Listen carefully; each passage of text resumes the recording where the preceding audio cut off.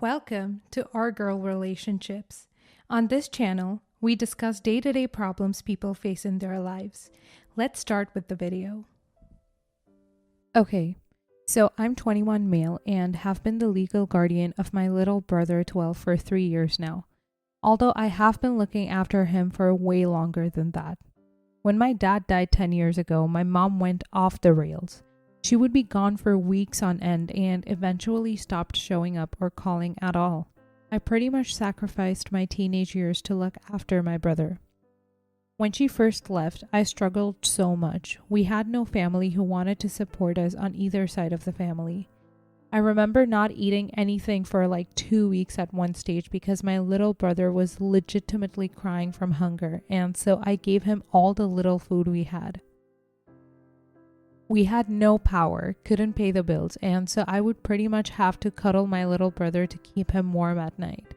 We were just super lucky that the house was owned outright by my dad, and my mom never bothered to transfer it to her name, hence we didn't pay rent or anything. We eventually caught a break when I got a job cleaning dishes at 14. Although I had to work pretty much every day after school from 4 to 11 p.m., my brother could come and it was enough for us to survive on. A few years after my dad died, I found out my mom had remarried and was living in Ireland. I honestly had a mental breakdown after that and wasn't okay for a while. However, even though I was not okay, I pulled through it and pretty much raised my little brother and provided for him, even if I sacrificed so much to do so. Fast forward to today, I'm in college and my little brother is 12 now. I became his legal guardian when I turned 18 and he calls me dad now, which is pretty special to me. Money is also not as scarce. I have a better job now part-time and we rent out the spare rooms in our house. My little brother and I share a room to maximize the income we get from this. A week ago, my mother reached out to my little brother on Facebook telling him how she missed him and that she regrets not being there for him. She's returning to our country, Norway, next week for a visit and she wants to see him. She already tried messaging me and I ignored her. I have told him he cannot see her and have pretty much forbidden him from doing so. He doesn't really remember when she left, nor does he really remember or know how much I struggled and sacrificed for him not to be hungry, etc. I think he has a vague idea, but I don't really want to go into detail with him because I know he'll blame himself for it all. So am I the a-hole for not letting my little brother see my mom? Not the a-hole. You are doing the right thing by protecting your brother from her. Since he's older now, maybe you could explain what happened so he can have a better understanding of your point of view. Original poster, I really think you need to sit him down and tell him. He probably already half remembers and he might be inclined to ask your mother to fill in the blanks someday. Don't let her downplay the sacrifices you were forced to make. He deserves the truth from someone who lived it, not the a-hole. Not the a-hole, but you owe him the truth. You're causing him pain by stopping him from seeing her, but not fully explaining why. It might not stop him wanting to see her, but you will seem less of the bad guy, and he is more likely to cooperate if he understands. I can see you're trying to do the right thing, and if you don't want to see her, that's fine. But I'm not sure it's in his best interest to have no access to his mom.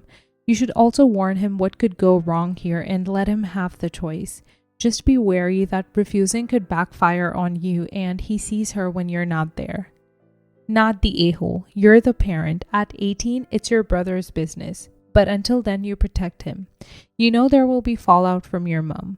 New fallout to pile on the old fallout, of which you have a mountain. Therapy with your brother to process your childhoods. Also so that he knows what your mom leaving and never looking back did to you both. And so that he fully starts knowing what the cost was to you. No childhood, poverty, and way too much responsibility. Not the a-hole. First of all, you're an awesome brother for doing what you did and for all the sacrifices you had to make along the way. You're further proof that not all heroes wear capes. Second of all, you're totally in the right to do what you're doing. She's owed nothing and doesn't deserve a second chance. There is absolutely no way you should allow your brother to see her. Who knows what damage she can do? Just tell her to F off and keep on ignoring the two of you as she's done that for the past decade. Finally, I think you may need to schedule some time away during her visit, as well as block her from your brother's Facebook account. Do everything you can to not allow her back into his life. perhaps even contact the local authorities to let them know that the mother who abandoned you when you were 11 is back and potentially causing problems. Whatever it takes. Good luck. I definitely hope nothing comes from her visit. Next story. So my parents met when they were 25 and 24. They are a cliche. My mom was a collegiate cheerleader and my dad was a D1 football player. They got married 4 years later, and 30 years later, they're still together today with 3 adult children. My older sister and brother are both 24, and I'm 20. They both want grandchildren, and right now, I'm the only one that they think can provide. My older brother is gay and is engaged to his fiancée, and neither want kids. My sister is also engaged to a man, but she is likely not to have kids due to her having uterine cancer as a teen, which renders her infertile. She had no plans on adopting anything more than dogs, so no grandchildren for them. And then they have me. As far as I know, my swimmers are swimming, and I'm interested in women, but women are not interested in me. They haven't been since I was first interested in women, and I'm a senior in college now, and it's clear that I should just get used to being single.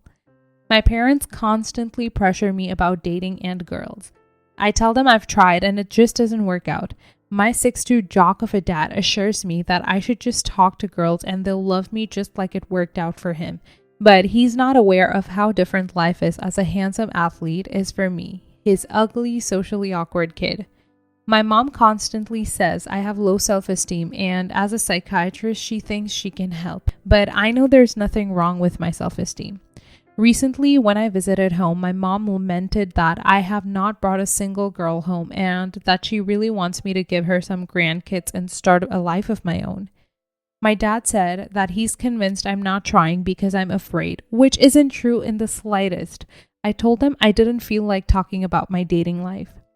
My mom then, very passive-aggressively, told me that as a mother, she really wants me to talk to her about this and that I can talk to her about whatever. I said that this wasn't something I ever wanted to talk about again and that they wouldn't get it anyway. My dad then said that they were 2 very good resources that I have if I need any help with this. He then said that if I don't get into dating in college, how am I ever going to start a family and give us some grandkids? This set me off and I told them, you both need to give up any hope of grandkids or me getting married. It's not going to happen and neither of you are remotely helpful. My mom cried and left and my dad gave me a dirty look and went to comfort her. I then packed up my stuff and went back to my dorm. My siblings told me that I was being an a-hole and completely ungrateful. I told them they kept pushing me. Am I the a-hole? Not the a-hole. Whether or not you have kids is entirely up to you and whoever you decide to partner with. However, you said a couple of things that don't mesh. 1. You yourself said that women aren't interested in you and that you should get used to being single. Then, you said that there's nothing wrong with your self-esteem and implied that your mother suggesting therapy was something completely out of line. Maybe you really don't have self-esteem issues. I am not a therapist. But saying something like, I should just get used to being single would draw maybe some slight concern. All that said, no, you don't owe your parents grandchildren. But you should at least consider speaking to someone if you think you are destined to be single. Yeah, original poster is only 20. If he wants to be in a relationship at some point, he shouldn't just get used to being single. I'm 20 female and I've never been in a relationship. Crap, I've never even kissed a guy, but just because I've not been in a relationship and am in final year of college doesn't mean I'll never be in a relationship. At least I hope not. I need a rich husband to find my life. Not the a-hole to your parents, but maybe don't be so hard on yourself. Not the a-hole. Nobody is entitled to grandkids. But as others have pointed out, you have at least a low impression of your ability to find a partner. Even if you think your self-esteem is good, you obviously don't think others see you that way. I hope you do pursue therapy, not by your mom, because hell no, so that you can work out the way your brain perceives rejection. So it's less of a weight on you and your perception of how others see you. I don't think you're destined to be alone. I think you've just been alone so far. Just as somebody who has only had abusive relationships, it isn't destined to only be abused. I think your future does have hope. And I hope my theory comes to fruition, but I also hope that you're able to find happiness. Not the a-hole. Reproduction is always your choice, and nobody but your significant other gets a voice in that. Not a veto, a voice. But on the other stuff you said, you are only 20. As a woman who grew up as a short girl with acne so bad my face looked like a pizza, and a mother who forced her to cut her hair short, who was bullied and still is a complete nerd, I can tell you, love comes around. I got my first kiss at 23 and my first boyfriend at 24, who is now my husband, so don't despair just yet. Not the a-hole. They chose to raise you and have babies. That does not mean you owe them grandkids. You do not owe them anything. They made their choices to have a family, and you and your siblings are making your choices to not have children. They will get over it, but it will likely be well into your 40s before they get the message. Next time they bring it up, suggest they volunteer in programs for at-risk youth, and they can feed their need to be around children that way. Next story. My dad married my stepmom when I was 8, so I pretty much grew up with my stepmom and her family. I have 2 stepbrothers, and my older stepbrother is the joking, teasing, busybody type. He's married and has 2 kids, by the way. This whole thing started when he started making fun of my baby name choice before I had my 2 oldest sons. Even though the 2 previous names my husband and I chose were normal, like Jason, Chris, Adam, etc., but my stepbrother would constantly make fun of me and criticize the names, saying things like, "Poor kid, isn't that the name of a famous P-star?" And this was my bully's name, so I'll remember my bully whenever I call my nephew's name. He'd criticized the name so much that I had to change it. He got my stepfamily on board by making fun of my choices too. It was so frustrating as he'd excuse his behavior by saying it's teasing and giving advice. I felt bad because he ruined those names for me and caused me to choose other names. I'm currently pregnant with my 3rd, and it's a boy. Once we announced the gender of our baby, my stepbrother kept pestering about the name we chose, wanting to know what it was. I just kept ignoring him after he kept bringing this question up in every family function. Last week was the final straw. I was visiting my dad and stepmom, and my stepbrother asked me to tell him the name I chose for my son.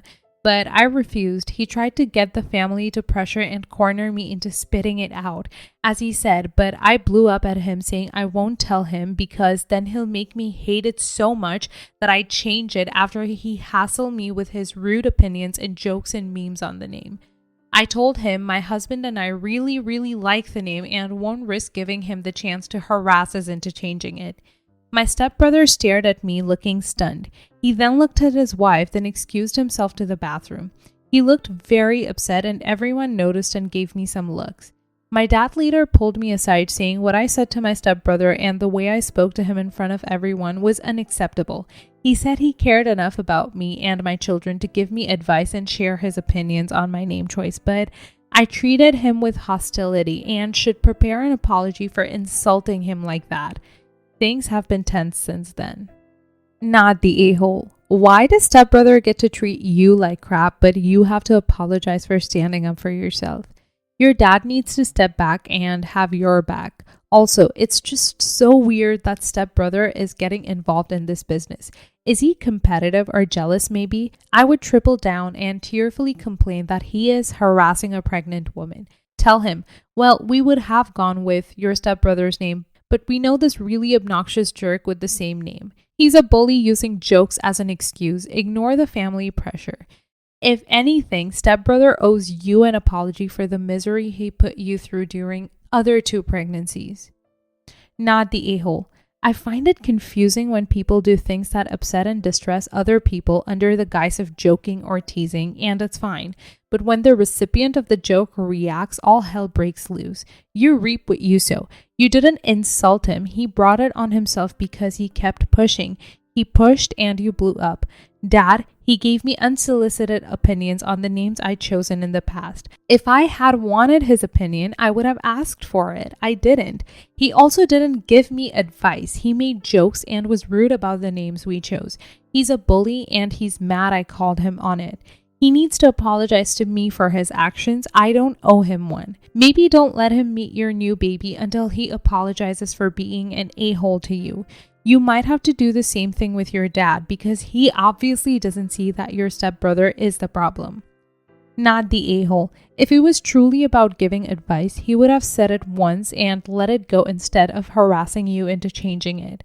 He doesn't care about you, and he isn't just giving you advice. Him and your whole family are a-holes. Don't back down from this, and honestly, you should call your dad out too, since he didn't stand up for you when the rest of the family was belittling your name choices. I'd angrily ask my dad why it's okay for the stepbrother to do this stuff, and why he never pushes back on that. I'd be tempted to say, oh, sure, I'll apologize. Then tell the stepbrother, I'm sorry that your skin is so thin that you couldn't take what you dish out.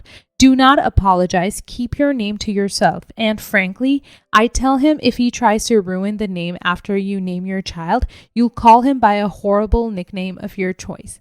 Not the a-hole. Your stepbrother was being a bully for years. He made you feel horribly. Your kids' names aren't his business either. He needs to learn to keep his opinions out of other people's life decisions since they don't concern him, even in the slightest. Unsolicited advice is rude as hell and comes off as condescending and judgmental. You aren't the bad guy and he isn't the victim. Your dad only saw this tiny interaction.